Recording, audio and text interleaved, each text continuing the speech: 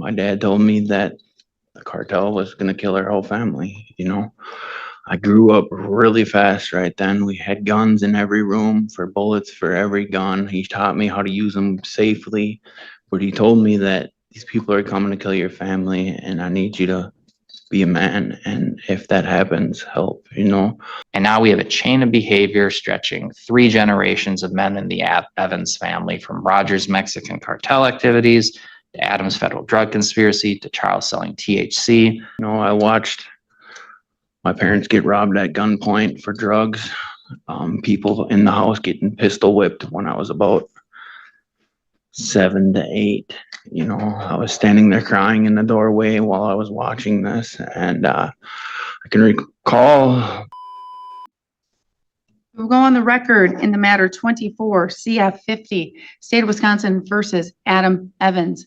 The state appears through District Attorney Kevin Schmidt in person. We have Mr. Evans appearing in person in custody with his counsel, Daniel Chapman. We're set here today in this matter for the sentencing part of this case. Mr. Evans pled guilty on March 13th to 1 count of driving or operating a vehicle without consent, a Class I felony, 1 count of burglary of a building or a dwelling as a party to a crime, a Class F felony, and 1 count of driving or operating a motor vehicle without consent, an I felony. The court ordered the pre-sentence investigation report. The court has received and reviewed the report. And I am not sure, but I think there was an error on page 11 as it relates to Mr. Evans' Polk County case 24 CF 40. I don't believe that's the correct case number. Yeah, it must be 50. I believe that was the only error that popped out to me when I reviewed, because I don't have as much intimate and personal information as either the state nor the defense. Mr. Schmidt, did you receive the pre-sentence investigation report? I did. I reviewed it. I have no corrections. Mr. Chapman? I have it. I reviewed it with Mr. Evans. We have no corrections. All right, thank you. And Mr. Evans, that's true. Mr. Chapman went over that with you? Yes, ma'am. And you could not find any material errors that needed to be corrected? No, ma'am. All right, thank you. We are in victims' rights compliance. We do not have any victims who are going to be making any statement today. So we'll proceed to arguments. Mr. Schmidt. The state is going to be arguing 6 years in prison. That's what the state wants. But wait till you hear why. something in the middle of the Department of Corrections recommendation. It's going to be arguing for 6 years initial confinement, followed by 4 years extended supervision, totaling a 10-year sentence on the burglary. For the other counts, the state's going to recommend following DOC's recommendation to run those concurrent, and they gave various ranges for that. This recommendation is primarily driven by need to protect the public, gravity of the offense, and rehabilitative needs of the offender.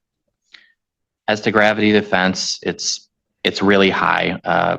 As the owner said in his victim impact statement, he had gone through a long time where he had not been burglarized, and then he got hit twice within a short period of time. This was the second time. He's at a loss because he still hasn't recovered everything that was lost.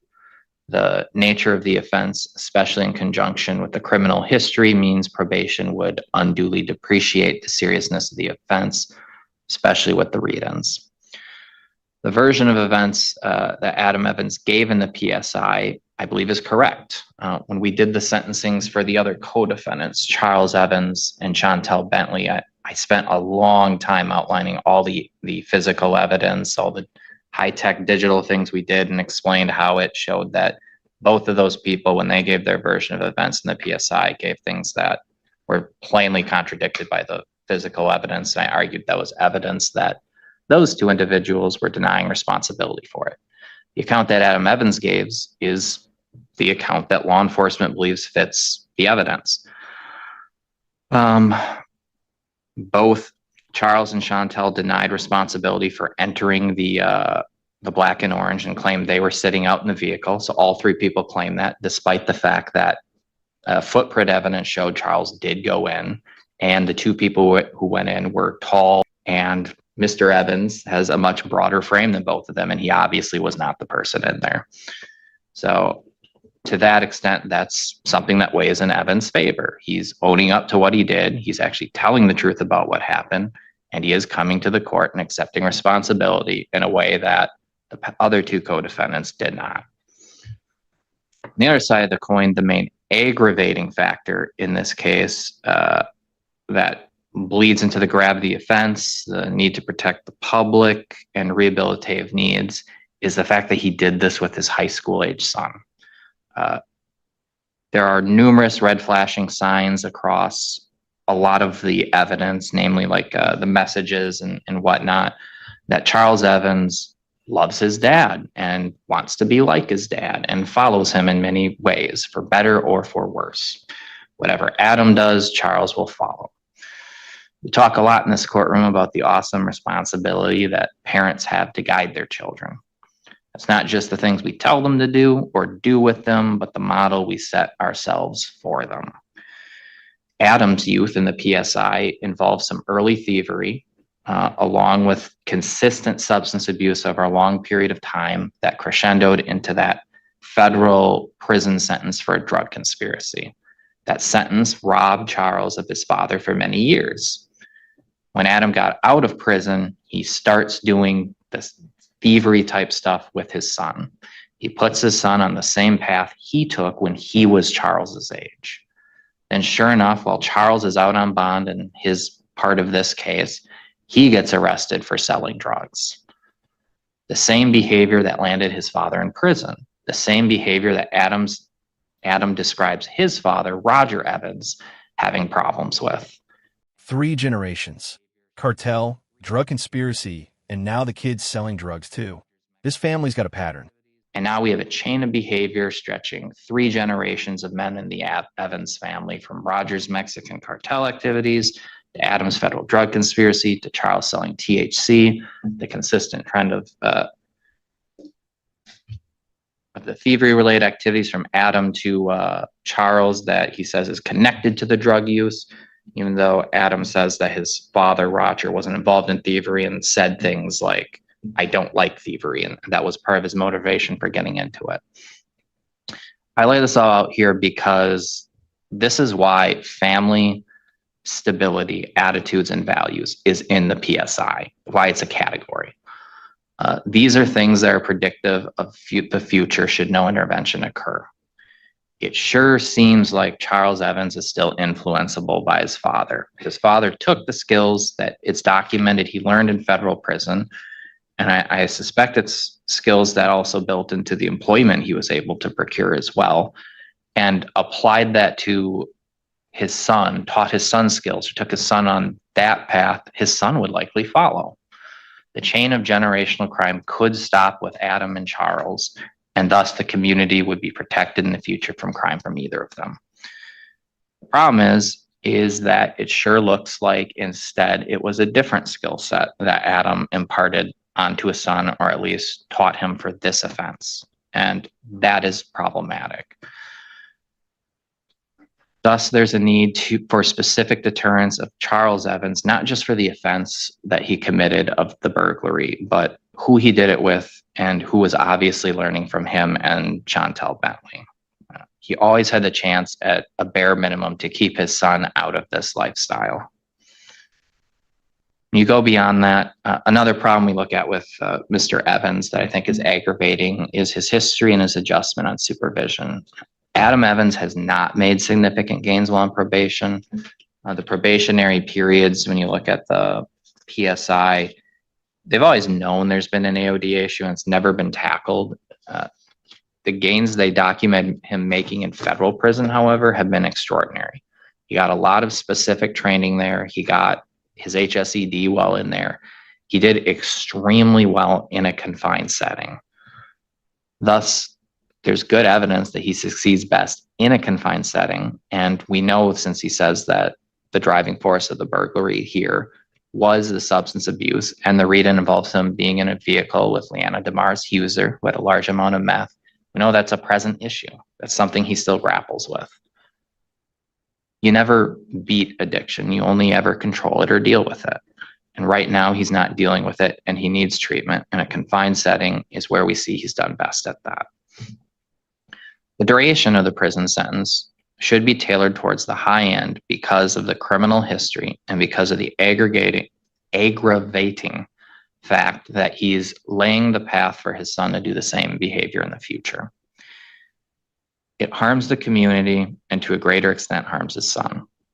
Seeing a stiff sentence might be something that would specifically deter Charles Evans from continuing that path in addiction and in terms of doing the thievery style offenses, in addition to the general deterrence of the public.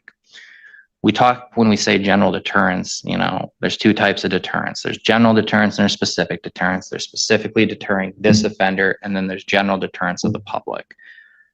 We can actually see a real general deterrent effect here because we can pick a person out from the general public and see how a higher sentence here would be conveying a message to that person: don't follow that path.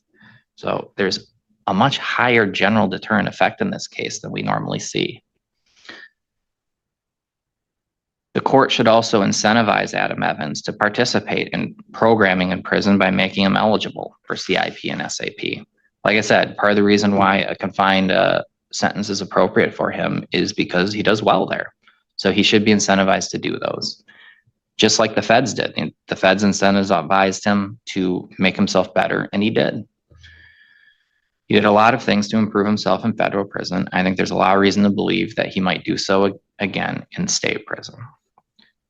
I just think the court should stagger it so that he can't get the benefits of the program initially. That is, it should set a period by which he's allowed to take advantage of the release portion of it. Not staggering it until he can't start it until a certain time, but the release portion, because we want him to start it as soon as possible. I would suggest something in the 3 to 4 year range of that, because there is a need for actual punishment in this case because of the gravity of the offense for the reasons I outlined before, and also for the general and specific deterrent effects.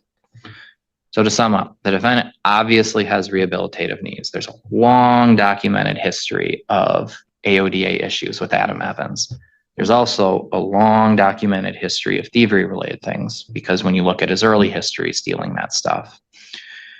These concerns are best addressed in a confined setting because of the lack of success on supervision previously, and because there just is a need for punishment here as well. Furthermore, the history is aggravating because of the aforementioned pattern of stealing. Thus, there's a greater need for that specific deterrence for this offender. We can't do the same things over and over and expect different results. Additionally, the defendant bringing his son into his criminal enterprises and the trends we've seen from his son has been disconcerting. Adam Evans got a lot of skills in federal prison. He could very easily use those skills to be a good model for his son. Instead, he's imparted the bad skills that he knows to his son. That fact in particular lends towards general deterrence and lends towards a higher sentence. We need to deter both Charles Evans and we need to deter both Adam Evans and the general public, which includes Charles Evans. Thank you. Thank you. Mr. Chapman? First off, before I ask for your argument and recommendation from you, is there a stipulation to the restitution of $13,840.95? Mr. Evans would like a restitution hearing on that, Your Honor. Okay. So That it's was not part of the offer that he stipulated to that, though. That's stipulating to the amount. Yeah, stipulate to I thought restitution. that was, that's why I wrote it down. Do we have the plea questionnaire? Because I actually looked for that on this exact issue and couldn't find it. I don't have it. We've looked. And it's not in the electronic file.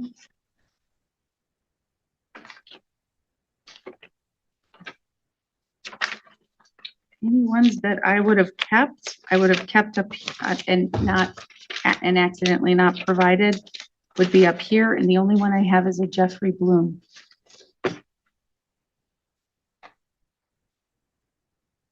So why don't we'll just take a little bit of time.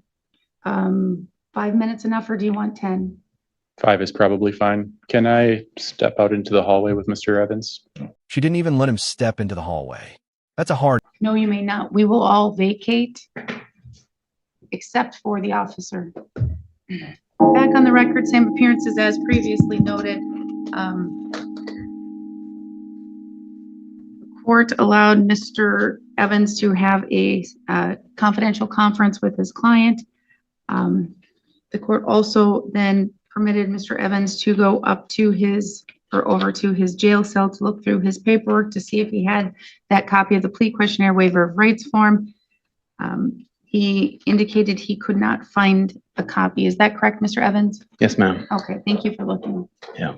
Okay, Mr. Chapman, as it relates to, I guess, that matter, that issue. Your Honor, I could tell from my notes that in discussions over the plea resolution, I had just written down restitution, and it wasn't clear whether that was stipulates to the 13,000 or whatever is in the restitution request, which I believe I hadn't even received at that time, or whether it was we agree that he's joint and severally responsible for restitution.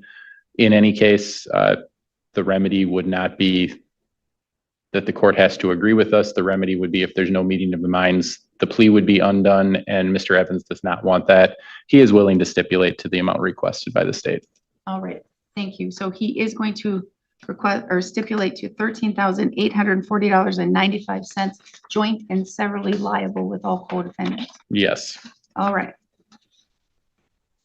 Okay, thank you. Now let's move on. Mr. Chapman, argument and sentencing recommendation, please.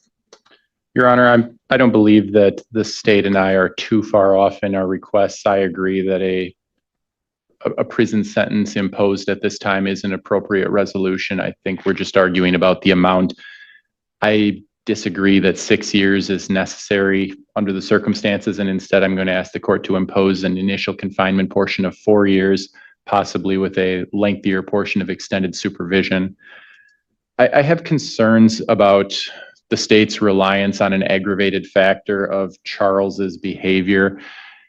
If this was a case where Charles was 14 and was the mitigated participant and was the one in the car while his father was committing crimes, that would be one thing. But I think we all agree that Charles was actually a more active participant in this crime than Adam was. So it almost feels to me like that argument is asking the courts to punish Mr. Evans for prior bad influence on Charles that led him to this day. And honestly, given the statements of all the parties to law enforcement and given what we know about Shantel's phone records and the fact that she was the one attempting to sell various items that were stolen, I think Mr. Evans' version to the PSI author that this whole burglary of the Black and Orange was Shantel's idea because she had a specific grievance against that place due to her sister is plausible.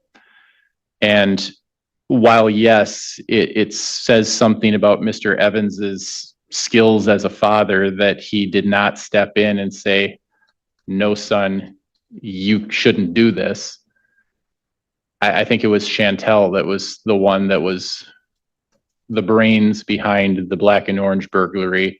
And Mr. Evans, well, Adam Evans is the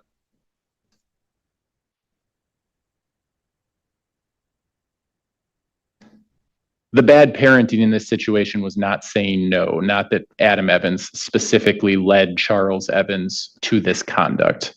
I think Charles Evans at this point is an adult and made his own decision. And in fact, as the person in the bar was the more culpable party. So to then argue that this is an aggravated factor against Adam Evans because he's committing crimes with his son, I don't think he was a bad influence here. I think Charles made his own decision in this case, Judge. So yes, he could have been a better father leading up to it, but I don't think the prior examples of being a bad parent should be treated as an aggravated factor in this particular case. As far as the actual seriousness of the crimes, Judge, while yes, burglary is specifically a serious crime in and of itself, the maximum penalty for burglary for initial confinement is 7.5 years. And simply based on the facts of the case where Adam Evans was the party who was waiting in the car, I think that puts him specifically in a mitigated role in this case, which does not call for an aggravated sentence. I think 4 years is a sufficient penalty for a burglary to a bar where a person has a mitigated role in that burglary as party to a crime. And given Mr. Evans's record, I think that takes it into account. Otherwise, I'd be here asking for probation. Mr. Evans obviously does have a record, but almost all of that was focused on approximately 1 year in 2015, I believe, 2014, 2015. He had a possession of meth charge, he had a bail jumping charge, and he had the federal conspiracy case, which ultimately led to 5 years of prison. But prior to that, he didn't even have a felony record. He had, as the state indicated, some thefts early in his record. He had a disorderly conduct, and then he went to prison. And he got out of prison, and yes, as the state indicated, he did very well in prison. He also did very well on supervision. He had about 4 years there that's described in the PSI where he was sober, he was working, he had his own residence, he had his own vehicle, he had regained full custody of his son, which is very difficult for a man to do, especially with a criminal record. Everything was going fine. So he had custody, a job, a house, a car, everything. And then he threw it all away. Until things went bad with his significant other. And he left his house, he left his significant other, he left his son, and he went back to using. And now here we are, a burglary charge, the operating a motor vehicle charges. I would just point out Mr. Evans tells me he wasn't even there when they were stolen, but he did assist Miss Bentley in disposing of them. She was attempting to sell them online. She didn't. And then he helped her take the vehicles to the scrap yard and used his ID to scrap them. They didn't even work, but he put them on a trailer, which involved operating, and he knew he didn't have consent. And the meth charge in Buffalo County, which the state didn't say too much about it. I'm not going to say too much about it either. If Buffalo County doesn't consider it that serious, that they just wanted it dismissed and read in with our case, I'd ask the court not to put too much of an aggravating factor on that. But yes, he was in possession of, I believe, about 13 grams of methamphetamine, which is a lot. I asked him why it was all in his vehicle at that time. He said he didn't have anywhere else to live at that time. So all of his possessions were in the vehicle at that time. I believe if the court imposes a prison sentence, the 4 years that I'm asking for, he has significant credit at this point. What is the credit? I believe 574 days, not including today. He's been confined consistently since December 11th of 2024. He's been an inmate worker almost that entire time here at the Burnett County Jail. That would still leave enough time that he would be allowed to, and he'd be incentivized to participate in the substance abuse program, which I agree is what's best for Mr. Evans at this time. I don't believe that treatment would be provided in the community, and I think he'd be too tempted in this area to go back to using if he were in Arbor Place or Salvation Army or something like that. But I think if he goes to prison, if he does the substance abuse program and he's released to extended supervision, every indication is that a significant period of sobriety before he's released and released to the structured supervision of extended supervision, I believe he will do just as well as he did last time he was released from prison. He has employment available to him. He's got skills. I submitted a letter from his former employer. He would be happy to have him back. He's got support in the community from his family. Ms. Jensen, who also submitted a letter, has been involved talking to me about his defense, his family, what's going to happen to him when he gets out, treatment that she believes that he needs before he's released from custody. So I do think that when he gets out to extended supervision, that will be an additional structure to him beyond just going to prison where he needs treatment in a confined setting. So given the fact that he successfully completed his federal supervision for 4 years last time, I think if the court were to impose, say, 5 years of extended supervision on this one, there's every indication that Mr. Evans will return to his sober lifestyle and the public will be protected. So I would ask the court to impose a sentence of 4 years of initial confinement, 5 years of extended supervision, and then concurrent time on the operating without owner's consent charges. Thank you. And for the record, I have read the letter from Mr. Trenter as well as Ms. Jensen's.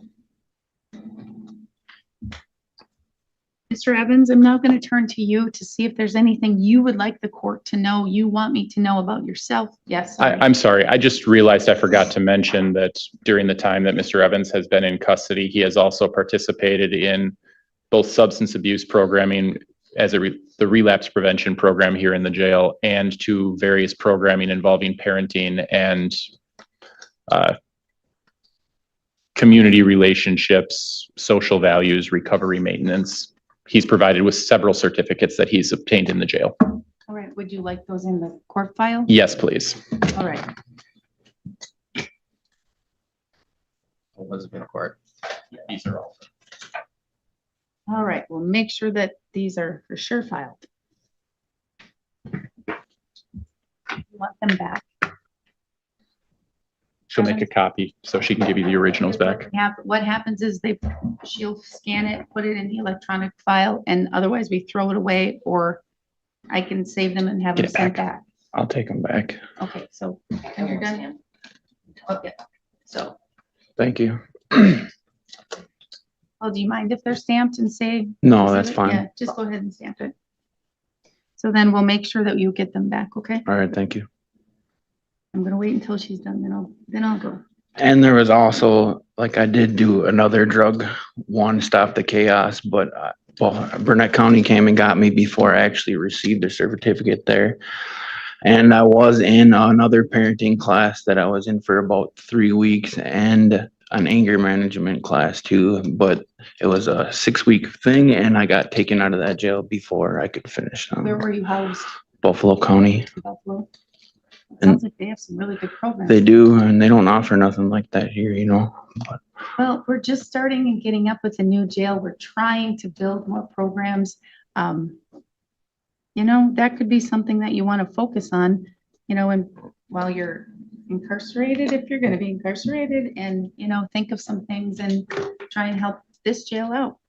I mentioned it because it was all through Zoom and it's all through the University of Madison. You know what I would like? Maybe you could write down those things and you can give it to your attorney, or you can just send it down through jail mail and then to me. So I have it, because then I can speak with our sheriff and, you know, our jail captain, and I'll look into the programs. All right, thank you. Okay. I would appreciate that. So now, Mr. Evans, is there anything you want to tell me about yourself, about your history, about these charges, these convictions, about the victims, about anything that you feel that you want me to know, to correct anything that you heard that was said by the state or by your attorney? You have the floor. I actually have a lot to say, but You have time. so growing up was pretty wild. You know, I watched my parents get robbed at gunpoint for drugs. People in the house getting pistol whipped when I was about 7 to 8. You know, I was standing there crying in the doorway while I was watching this, and I can recall looking on the wall, and my dad had a 22 that didn't work, and I thought about grabbing it and trying to scare him, which I probably would have been shot, you know. But I had enough awareness at that time as a child to know not to do that. But I also had a phone in that bedroom, and I also was aware that there was illegal stuff going on. So I didn't call the cops because I didn't want my parents to get in trouble, you know. There's a lot of trauma from back then, a lot of crazy stuff that you might not even believe, but yes. I've heard a lot and I believe a lot. So we moved to Wisconsin. One day we packed up everything that we could in a U-Haul, came to Wisconsin. My dad told me that the cartel was gonna kill our whole family, you know? I grew up really fast right then. We had guns in every room for bullets for every gun. He taught me how to use them safely, but he told me that these people are coming to kill your family and I need you to be a man. And if that happens, help, you know? And not just that, I mean, there was lots of abuse with my mother. I read about all of the people that she dated and those types of things too. I don't know, like it almost sounds like my dad was a monster, but really he wasn't. Like there was a lot of bad influences, but really he was a wonderful father in a sense, and he was my world, you know. Well, perhaps I messed that up. It was with your father. I thought that your mother had dated people that were abusive. No, Okay, then sorry, I confused It's that okay. part with the abuse allegations. Yeah. yeah, no, my dad abused my mother quite frequently in the beginning until I don't know, until like the last 8 years he was alive. He never touched her again after he went to a domestic abuse class. But I witnessed all that. I witnessed the police officers slamming him to the ground in a mud puddle because they wanted him to lay down after a domestic abuse, kneeing him in the back of the head.